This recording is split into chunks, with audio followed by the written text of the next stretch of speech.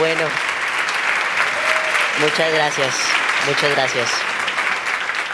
Bueno, muchas gracias. Me alegra ver el espíritu iberoamericano, ¿no?, que nos caracteriza dentro de Europa, España, por supuesto, esa alegría, y Latinoamérica también, ese ánimo que tanto nos representa, ¿no?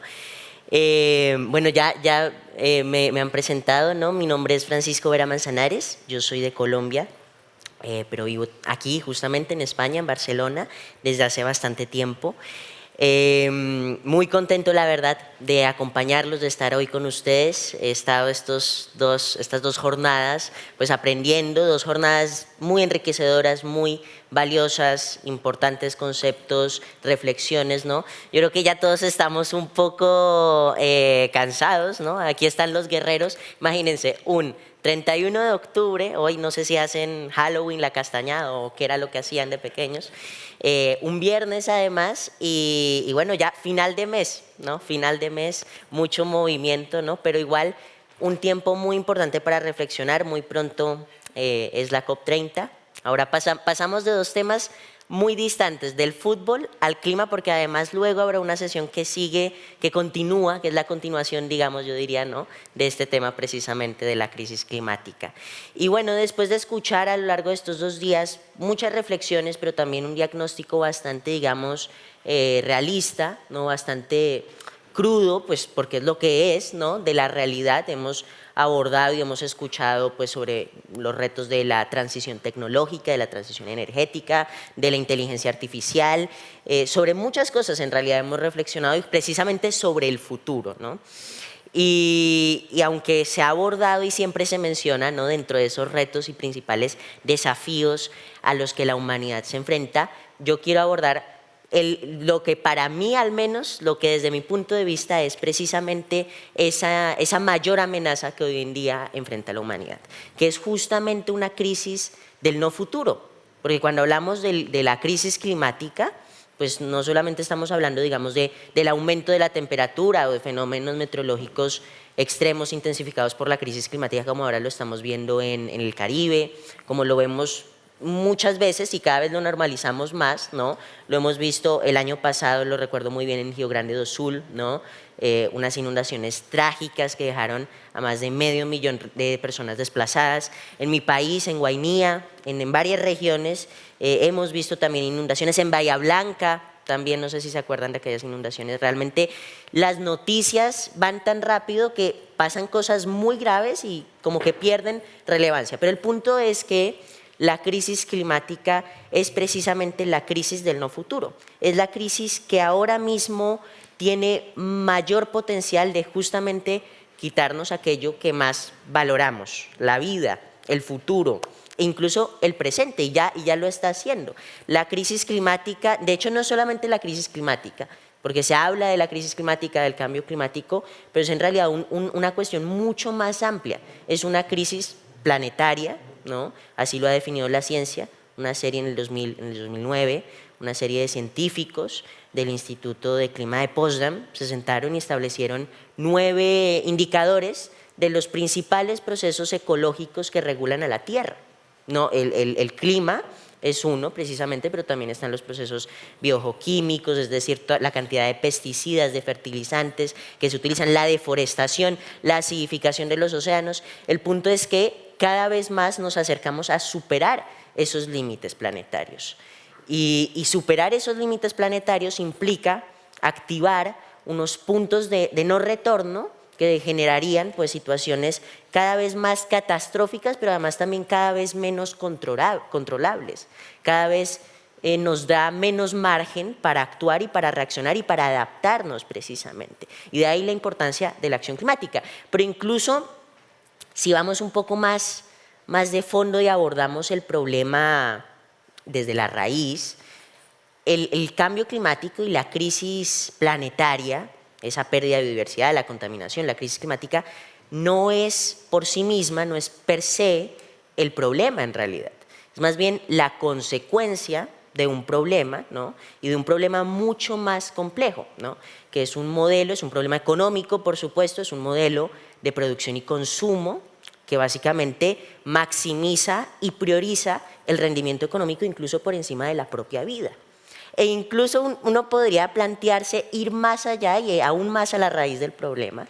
Y podríamos decir que el problema del problema es el antropocentrismo, ¿no? Es decir, ese modelo de producción y consumo que depreda el medio ambiente, que depreda los seres humanos, la naturaleza, y que nos está llevando a superar esos límites planetarios, a su vez tiene un fundamento en el antropocentrismo que pone en el centro del universo al ser humano y que nos dota, que nos autoriza, que nos legitima de utilizar pues, la naturaleza y los recursos naturales pues, como nos plazca, ¿no? Precisamente.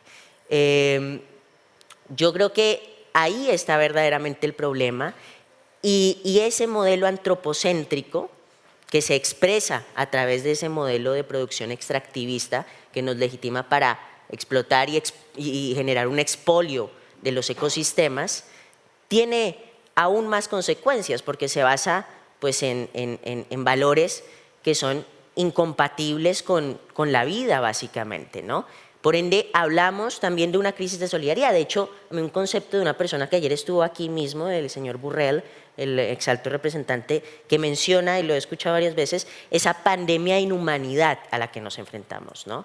También Antonio Guterres habla de una crisis de solidaridad, ¿sí? Es decir, es incluso aún más profundo. Y todo esto nos está llevando precisamente a superar los límites planetarios, lo cual a su vez implica en realidad cosas muy concretas en el desarrollo social y económico de nuestra sociedad, básicamente. La crisis climática es una crisis de derechos humanos, es una crisis que en el fondo pone en jaque tanto a la vida, pero también a la vida digna, ¿no? Está generando una precarización de la vida de las personas, ¿no? Ayer escuchaba de algunas personas, y generalmente se escucha, que para abordar pues, los retos y los desafíos socioeconómicos que tenemos como sociedad, pues hay que dejar de lado el medio ambiente. O abordamos los problemas ambientales y climáticos que enfrentamos, o abordamos los problemas socioeconómicos que enfrentamos. Y no creo que sea como una dicotomía, o lo uno o lo otro. Más bien, de hecho, justamente lo que nos está demostrando la crisis climática es que estamos perdiendo aquel estado de bienestar que en algunos países ya desarrollados se había conseguido, y estamos viendo un retroceso y unas violaciones sistemáticas a los derechos de las personas. Y no por igual, por supuesto, no todos son afectados. Este es el concepto de justicia climática, precisamente. Ese principio de responsabilidades comunes, pero diferenciadas, básicamente, y sus respectivas capacidades. Es decir, no todo el mundo ha contribuido en la misma proporción al problema. Por supuesto, hay una responsabilidad actual e histórica que es diferente. Históricamente, pues, los países del norte global, los países más desarrollados, son los principales responsables actualmente. En cambio, tenemos otras potencias como China liderando las emisiones globales. Y mientras tanto, pues, el sur global, aunque contribuye muy poco, pues sí que tiene las reservas de la biodiversidad y los recursos del mundo, pero además tiene unos niveles de vulnerabilidad, de desigualdad y de pobreza muy altos, precisamente. Y por ende nos expone mucho más también a los problemas climáticos. Es decir, es una serie de factores que se juntan y que se ven reflejados en ese culmen de varias crisis. La crisis climática es el culmen, digamos, de varias crisis que se unen y que en el fondo están hundiendo justamente el futuro. Nos están quitando el futuro y eso es lo más grave. Y hablo de un colapso social, de una crisis que no es ni ecológica, que no es ni social ni económica, sino una crisis de la esperanza. ¿Sí? Y eso es mucho más grave. Una crisis de la esperanza y además de personas jóvenes, por supuesto de todas las generaciones, pero especialmente de personas jóvenes que hay que tener en cuenta que tienen toda su vida por delante y que ya teniendo toda su vida por delante, muchas precisamente ya han perdido la esperanza, el sueño, digamos, el ánimo en el futuro precisamente. Entonces, la crisis climática es mucho más seria de lo que pensamos precisamente, porque es una crisis del no futuro y es la crisis de la esperanza precisamente.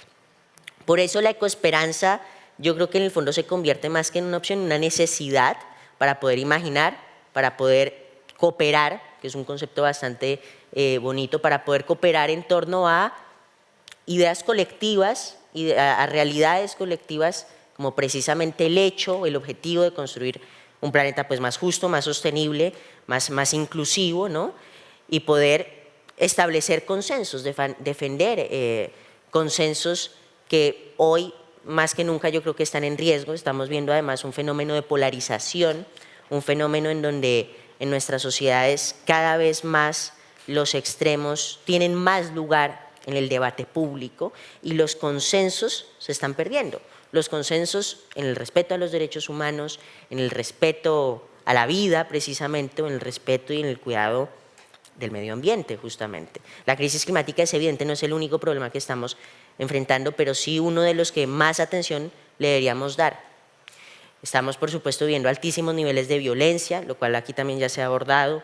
El índice global de paz pues, nos da una cifra aproximada de 56 conflictos armados teniendo lugar, ¿no? Por supuesto la opinión pública se concentra en Medio Oriente, en Gaza, por la magnitud de la situación, y en la guerra en Ucrania, porque la guerra ha vuelto al continente europeo, al suelo europeo.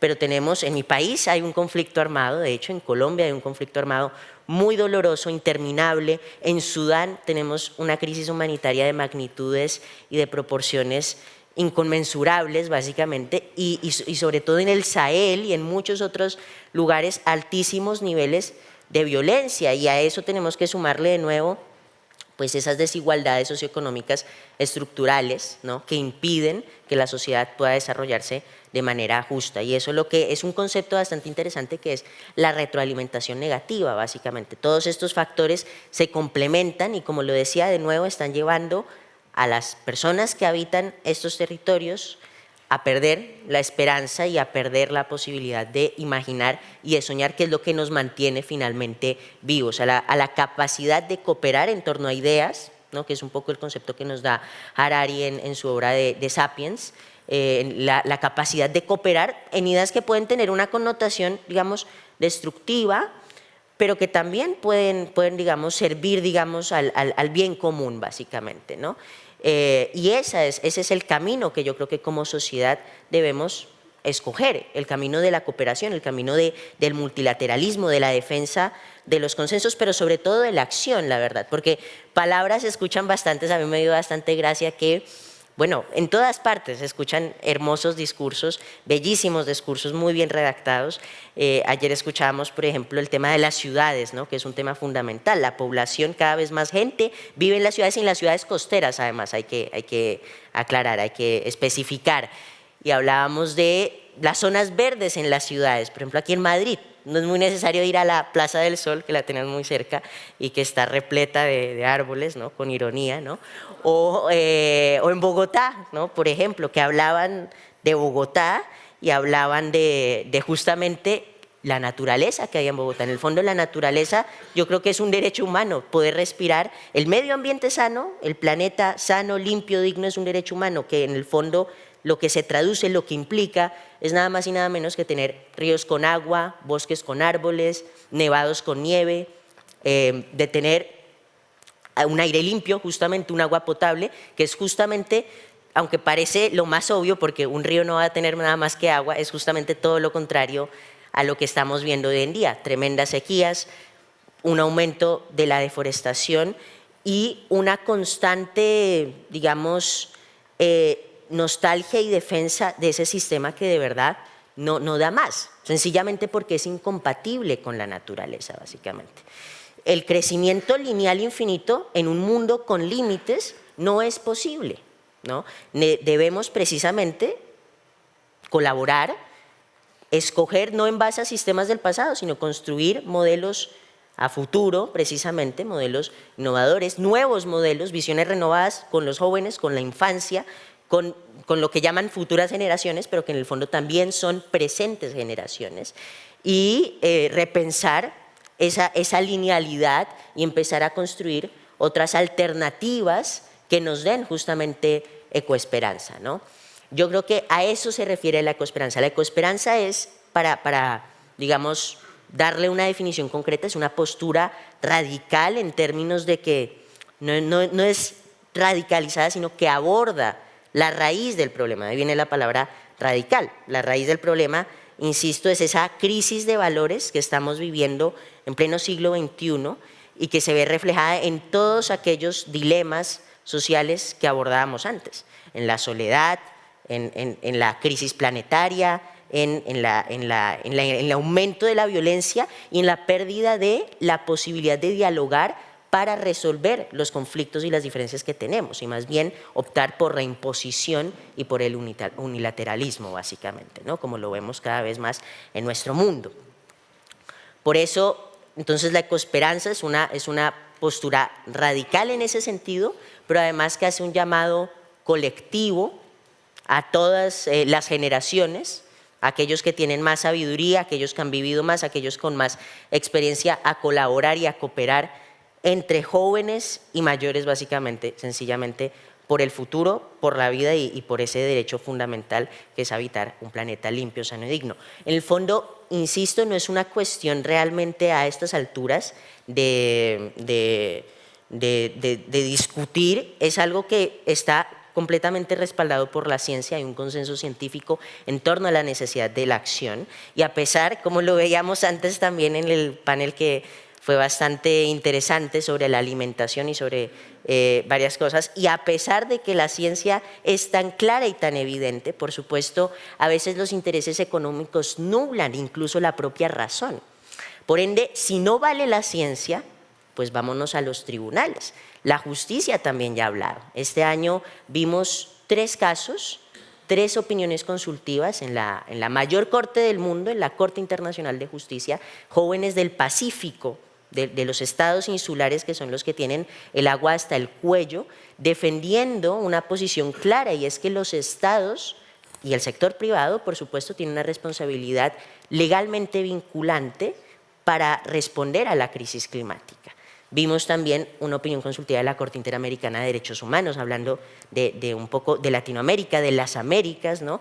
Mucho más profunda, mucho más extensa, que abordó muchos otros temas, y finalmente también una del Tribunal Internacional sobre el Derecho al Mar. Por ende, a estas alturas la crisis climática no es una cuestión únicamente respaldada por la ciencia, por las calles, y que demanda la realidad y la naturaleza si realmente queremos seguir habitando y viviendo en el planeta que estamos habitando, que vivimos, que tenemos el privilegio de habitar, sino que también es una cuestión de justicia, es una cuestión también de reparación, por supuesto, y es una cuestión que en el fondo no podemos continuar ignorando independientemente del rol que tengamos en la sociedad.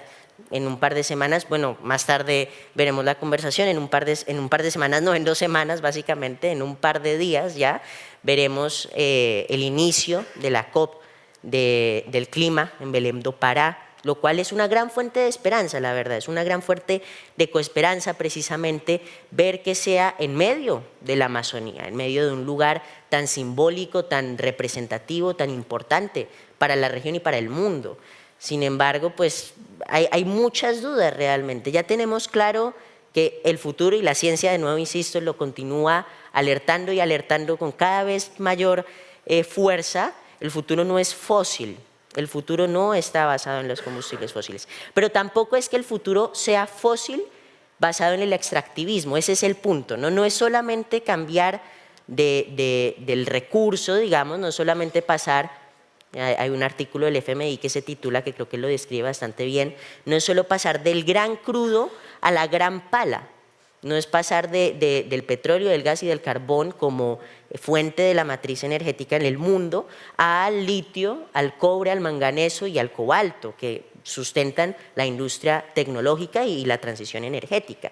El fondo, y esto lo ha abordado también otra persona que estuvo ayer, que es Michelle Bachelet, varias veces, el fondo es transformar la mentalidad extractivista y el modelo extractivista, independientemente de si es para extraer combustibles fósiles o si es para extraer minerales, y precisamente poner sobre la mesa pues otros modelos de desarrollo que en el fondo sean compatibles con la naturaleza y con los derechos de las personas.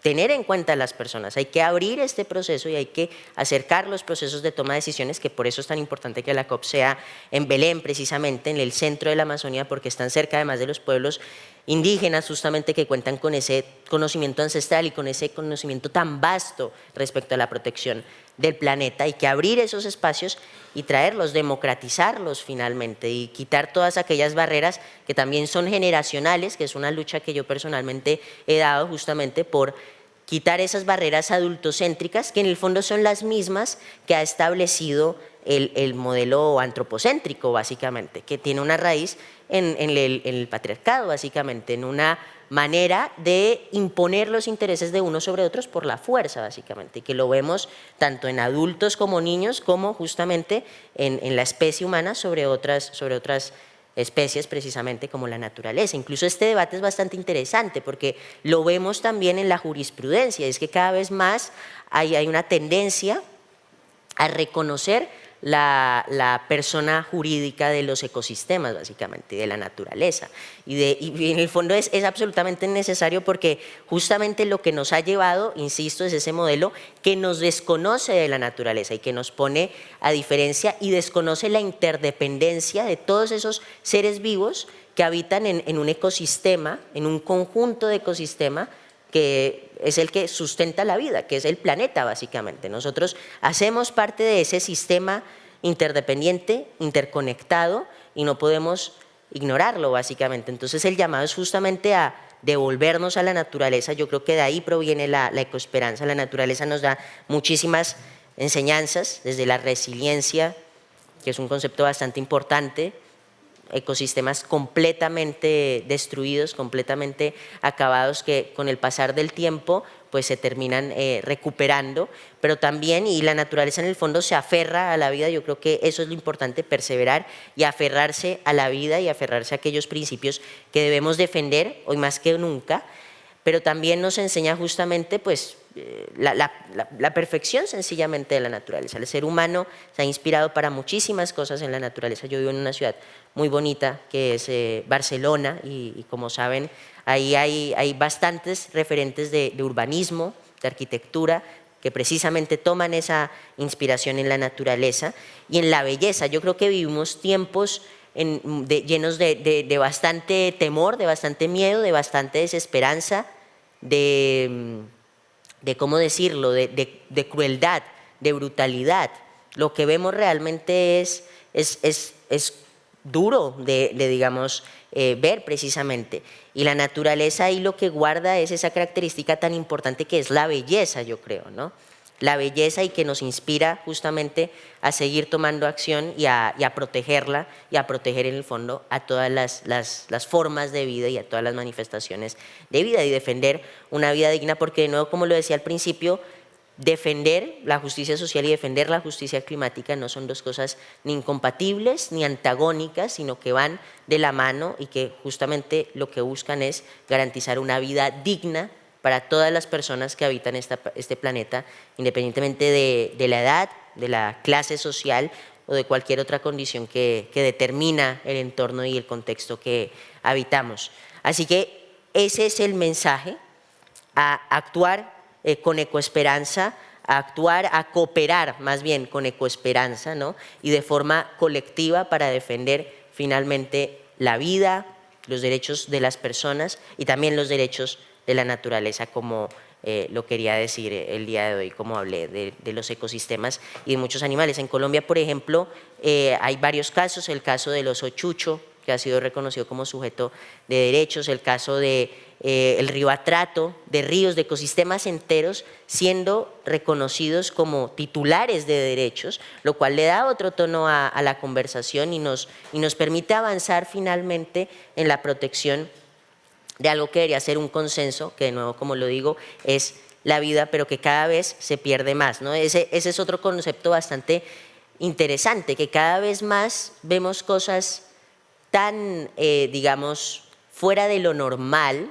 que hace un par de años hubiera sido, digamos, impensable o inadmisible o inaceptable de ver y de presenciar, que poco a poco los vamos normalizando y las vamos integrando dentro de la realidad, dentro del común. Se llama la ventana de Overton, básicamente, ¿no? Y son básicamente no solamente las realidades, las imágenes, las noticias que vemos, sino también los discursos que tienen lugar en nuestra sociedad, esos discursos negacionistas de la ciencia, esos discursos negacionistas también de la historia, y negacionistas y escépticos, por ejemplo, de la salud, de las vacunas. En el fondo, Popper habla de eso y no se puede ser tolerante con aquellos que son intolerantes. Hay que poner un límite precisamente, también en términos del negacionismo climático y de la desinformación y de los bulos que toman cada vez mayor relevancia en la democracia, en nuestras democracias en general. Hay que informar, hay que educar precisamente, promover la educación como base para poder actuar y para poder empoderar a los niños, sobre todo a las niñas, que como lo decía antes, no son el futuro, sino que son el presente y que desde ya juegan un rol activo, siempre son reconocidos como sujetos de derechos, ¿no? Pero incluso yo creo que hay que ir más allá y plantearnos el rol de la infancia como sujetos políticos finalmente, que tienen voz, que tienen ciudadanía, y eso es relevante. Yo ahí veo un paralelismo bastante cercano entre la lucha, por ejemplo, por los derechos de las mujeres y por la igualdad, así como por la equidad intergeneracional finalmente, porque reclamar un espacio histórico que no está siendo cedido a esas generaciones que van a sufrir las peores consecuencias de las decisiones que hoy se tomen, básicamente. Por eso celebro y me alegra bastante saber que tienen un congreso futuro de niños y de niñas y de jóvenes, ¿no? Y por separado, jóvenes y niños y niñas. Es bastante importante precisamente que si estamos hablando del futuro, lo hagamos con el futuro, ¿no? Que ya de por sí tiene una voz, y que lo hagamos realmente valorando y apreciando su voz en estos asuntos, no de forma paternalista, porque en el fondo, pues es verdad, los niños son los principales vulnerables y las principales víctimas de la crisis climática, porque tienen unas condiciones físicas, fisiológicas, que los hacen mucho más vulnerables a esos efectos de la crisis, pero también, por supuesto, juegan un rol de sujetos activos, en donde constantemente en diversos territorios y lugares del planeta están contribuyendo a la acción climática, como lo vemos desde el litigio climático, que es tan valioso y tan importante para realmente establecer las responsabilidades de los estados, hasta la acción en el territorio. Yo hace 6 años fundé un movimiento que se llama Guardianes por la Vida, justamente, un movimiento de niños, de niñas, de adolescentes, que hasta hoy perdura, y en el que básicamente defendemos no solamente los derechos de los niños, sino también reivindicamos ese derecho fundamental para el desarrollo de la vida a un medio ambiente sano, limpio y digno, a través de procesos de educación, a través de procesos de base en el territorio, pero también incidiendo políticamente para que nuestras voces sean escuchadas en los espacios de toma de decisiones y en los espacios de poder, que es donde también debe estar la infancia, y en donde finalmente deben llegar este mensaje claro, que es una cuestión humana. Hay que en efecto poner la vida humana y la vida más bien, y esta es la propuesta que trae la Ecoesperanza, un modelo de sociedad biocéntrico básicamente, que priorice, que dé lugar, que ponga en el centro a la vida, que es completamente diferente a lo que hoy vemos, y que por ende esto lo podamos traer tanto a la toma de decisiones en el sector privado como en el sector público y en los gobiernos y en los estados. Así que ese es el mensaje, a construir una sociedad biocéntrica de forma colectiva y con ecoesperanza. Espero que al final de estas jornadas, que entiendo que están muy risueños, digamos, ¿no?, nos podamos levantar y sigamos con ya la siguiente intervención, ¿no?, que es de nuestra querida amiga, la ministra de Ambiente, Marina Silva. Muchas gracias. Vamos hacia la COP. Muchas gracias.